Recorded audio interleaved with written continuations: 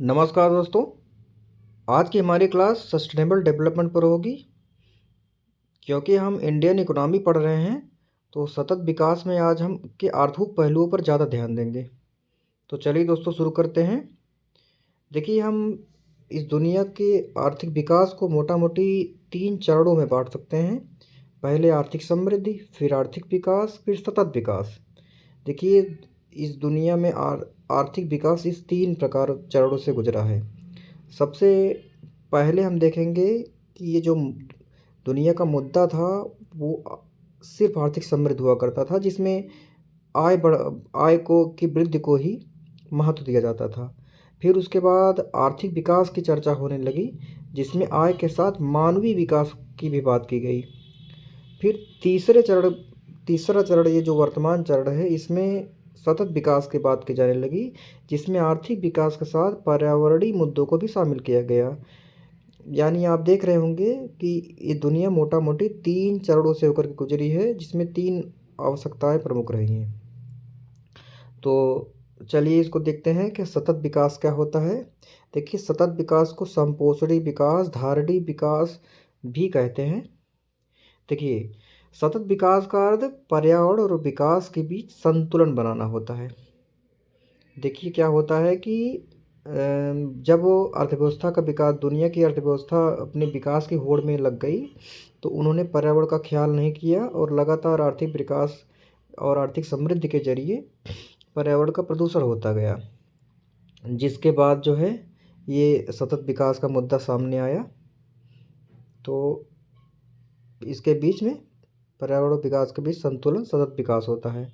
देखिए, इसकी अच्छी परिभाषा जो एनसीईआरटी में आपको मिलेगी, वर्तमान पीढ़ी की ज़रूरतों को पूरा करते हुए आने वाली पीढ़ी की ज़रूरतों को पूरा करने की क्षमता से समझौता नहीं करना ही सतत विकास कहलाता है।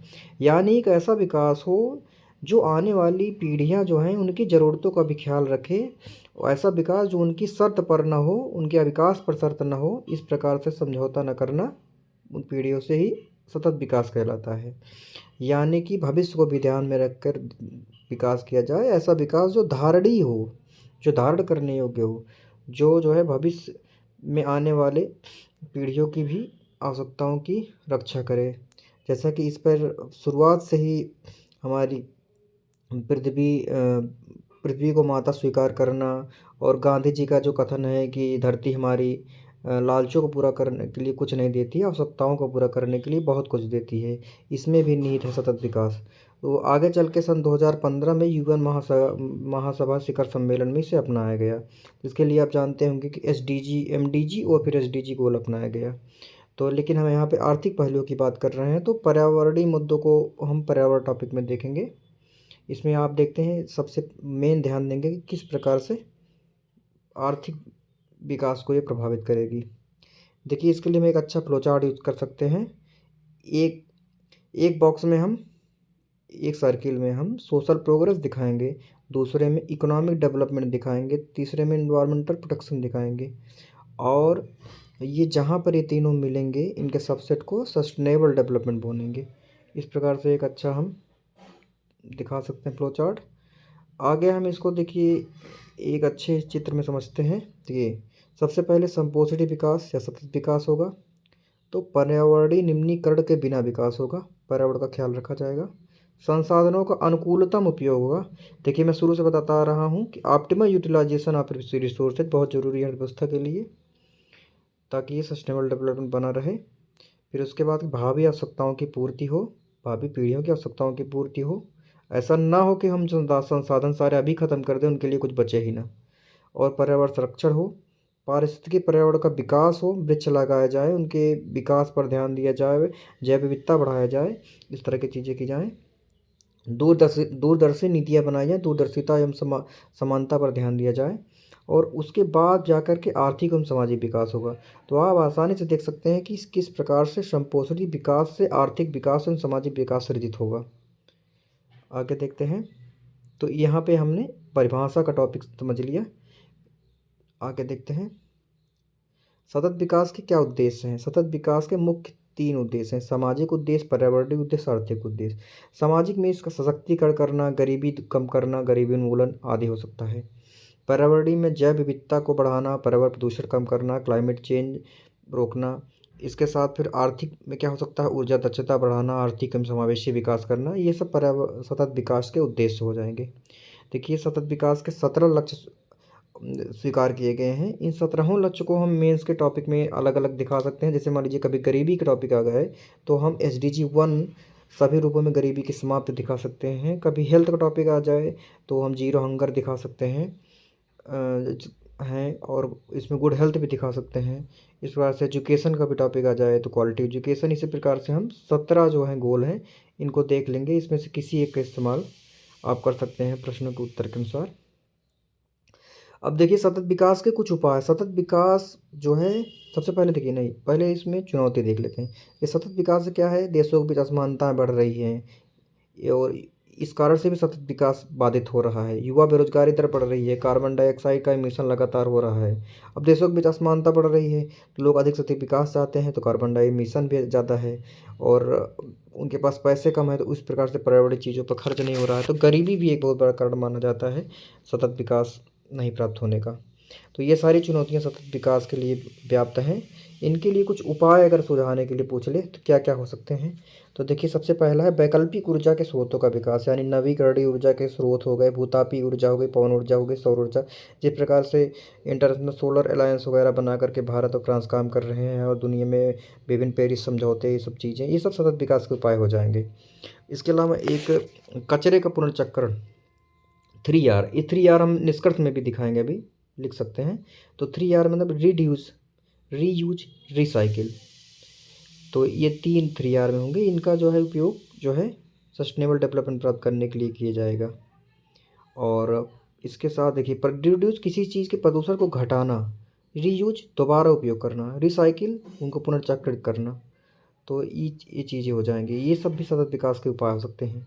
इसके अलावा प्रदूषण का शमन और जनसंख्या नियंत्रण। प्रदूषण का शमन मतलब कम करना, जनसंख्या नियंत्रण, क्योंकि ज़्यादा जनसंख्या होगी तो संसाधनों का अधिक उपयोग होगा और अनुकूलतम उपयोग नहीं होगा तो जो है सतत विकास बाधित होगा। कुशल प्रौद्योगिकी, अभी मैं आपको दिखाऊंगा किस प्रकार से कुशल प्रौद्योगिकी और प्रदूषण शमन, ये दो चीज़ें जो है कार एक तकनीक के माध्यम से जो है सतत विकास इनसे प्राप्त किया जा सकता है। आगे देखते हैं। देखिए कंक्लूजन में आप लिख सकते हैं कि अधिक टिकाऊ दुनिया को बढ़ाने के लिए हमारी जिम्मेदारी होनी चाहिए, यह सतत विकास के लिए ही है। आर्थिक गतिविधियों में पर्यावरण अनुकूलतम प्रथाओं को शामिल करना चाहिए। जो आर्थिक गतिविधियां हैं पर्यावरण के अनुकूल प्रथाएं इसमें शामिल कर किया जाना चाहिए, तब वो सस्टेनेबल डेवलपमेंट की प्राप्त होगी। देखिए कंक्लूजन में हम दो शब्दों की चर्चा करेंगे और चीज़ को मैंने इसमें लिखा नहीं है, मैं लिख सकते हैं मिटिगेशन और एडॉप्टेशन। एडॉप्टेशन देखिए मिटिगेशन मतलब होता है कम करना, जैसे कि जो है कार्बन एमिशन को कम करना या फिर जितने भी पॉल्यूशन है उनको कम करना, ये एक तरीका हो गया। दूसरा एडॉप्टेशन यानी अपने अनुकूल बनाना, एडॉप्ट करना, तालमेल बैठाना। इसमें क्या हो जाएगा कि किसी अच्छी तकनीक के माध्यम से ही हम प्रदूषण के तरीकों को कम कर दें।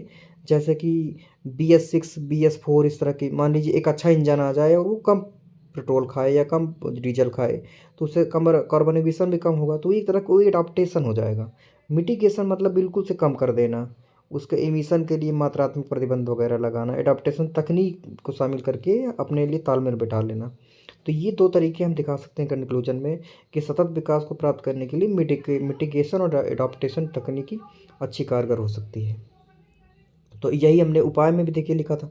तो कुशल प्रौद्योगिकी और प्रदूषण का शमन, प्रदूषण का शमन हो जाएगा जो है मिटिगेशन, एडाप्टेशन कुशल प्रौद्योगिकी हो जाएगा। तो ये चीज़ हम दिखा सकते हैं। देखिए सतत विकास का डायरेक्ट टॉपिक जरूर इसमें मेंशन है GS पेपर 3 में, लेकिन इस पे से इस पे डायरेक्ट प्रश्न नहीं आते हैं, लेकिन इसका उपयोग बहुत ज़्यादा है। देखिए इसका उपयोग इंडियन इकोनॉमी में पढ़ा ही रहा हूँ, GS 3 इंडियन इकोनॉमी में डायरेक्ट मेंशन है। इसके साथ साथ ये देखिए कहाँ कहाँ पे चर्चा है इसका काम आने वाला है, इसके बारे में चर्चा करते हैं। GS 1 देखिए GS 1 में सबसे पहले जियोग्राफी में इसका काम आ जाएगा। जियोग्राफी के बाद GS 1 में या सोसाइटी में भी आ जाएगा कि सोसाइटी का ही तो हिस्सा है, सोसाइटी का हिस्सा ही तो पर्यावरण है। तो कभी भी हमको एक अच्छा कंक्लूजन देना होगा, इंट्रोडक्शन देना होगा, तो उसमें हम सस्टेनेबल डेवलपमेंट की बात करेंगे। इसके बाद ये अगला आ जाएगा काम GS2। GS2 में इसका उपयोग हो जाएगा सोशल जस्टिस में और गवर्नेंस में हो जाएगा। कुछ हद तक IR में भी उपयोग होगा इसका, क्योंकि IR में भी चर्चाएं रहती हैं, पेरिस समझौता, इंटरनेशनल सोलर अलायंस, इन तरह की चीज़ें। तो इस शब्दावली का बहुत ज़्यादा उपयोग है। इसके बाद आ जाते हैं GS थर्ड पे। जैसे GS थर्ड में मैं इंडियन इकोनॉमी बता ही रहा हूँ, ये टॉपिक उसी का है। इसके बाद इसका उपयोग आ जाएगा डिजास्टर मैनेजमेंट में। डिजास्टर में इकोनॉमिक्स, इंडियन इकोनॉमी के बाद डिजास्टर मैनेजमेंट में इसका उपयोग होगा। इसके अलावा ये साइंस टेक में भी इसका उपयोग होगा। इसका उपयोग इन्वायरमेंट में भी होगा। अब आगे इसका उपयोग कहाँ होगा? आगे इसका उपयोग इथिक्स में भी होगा, क्योंकि सस्टेनेबल डेवलपमेंट प्राप्त करना एक प्रकार का इथिकल इशू भी है। ये मानवता के लिए भी सही है, ये नीतिगत रूप से सही है, ये नैतिकता के लिए बहुत ज़रूरी है, क्योंकि आने वाली पीढ़ियों की आवश्यकताओं की रक्षा करना, पर्यावरण की रक्षा करना एक नैतिकता का मुद्दा है। तो ये GS 1 से लेकर 4 तक इतने सारे डायमेंशन, इसके इतने सारे सब्जेक्ट में इम्पॉर्टेंट है। इसके अलावा ये आपके एस्से में भी इम्पॉर्टेंट है। जैसे कि मान लीजिए एस्से में मान लीजिए पर्यावरण पर निबंध आ जाए, साइंस पर निबंध आ जाए, साइंस टेक का कोई आ जाए, पर्यावरण का आ जाए, तो किसी सम्मेलन का आ जाए, करंट का आ जाए, तो ये बहुत ज़्यादा ज़रूरी टॉपिक है। इसकी चर्चा इसलिए हमने यहाँ पर करी डिटेल में। सबसे पहले हमने परिभाषा को समझा, फिर उसका उद्देश्य समझा, चुनौती समझा, और इसका उपाय समझा, कंक्लूजन समझा। तो ये बहुत छोटा सा टॉपिक था, लेकिन काफ़ी महत्वपूर्ण टॉपिक था। तो इस प्रकार से हम चर्चा करते रहेंगे, और वीडियो पर आप लोग बने रहिए। वीडियो को सब्सक्राइब बढ़ाइए ताकि मेरा मोटिवेशन बढ़ा रहे। लाइक करिए, सब्सक्राइब करिए, शेयर करिए, और आगे आपकी क्लास चलती रहेगी। मैं बहुत जल्द इंडियन इकोनॉमी का पार्ट समाप्त कर दूंगा, और इंडियन इकोनॉमी के पार्ट के बाद आपका पॉलिटी का सेक्शन शुरू होगा। तो चलिए दोस्तों, इस वीडियो को यहीं समाप्त करते हैं। धन्यवाद।